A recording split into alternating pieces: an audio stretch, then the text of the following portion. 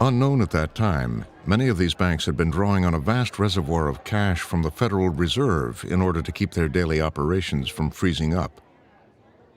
It had started more than a year before, during the Bush administration. Now we know that these banks were not successful. These banks were on the brink of failure. What we found out was that the biggest banks in the United States borrowed a heck of a lot more money than anybody had imagined.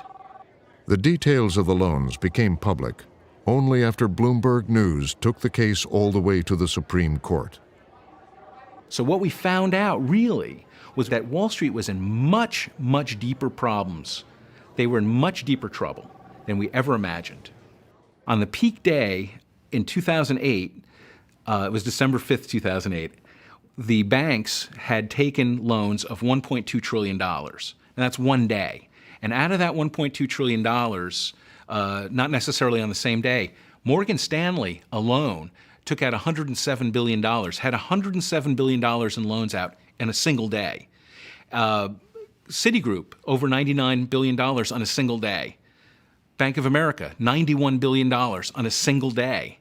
Royal Bank of Scotland, UBS, all the biggest banks in the world had borrowed way more than we ever thought. The loans were part of an unprecedented intervention in the financial system. In all, the Federal Reserve made available more than $7.7 trillion in loans, commitments, and guarantees to financial institutions around the world.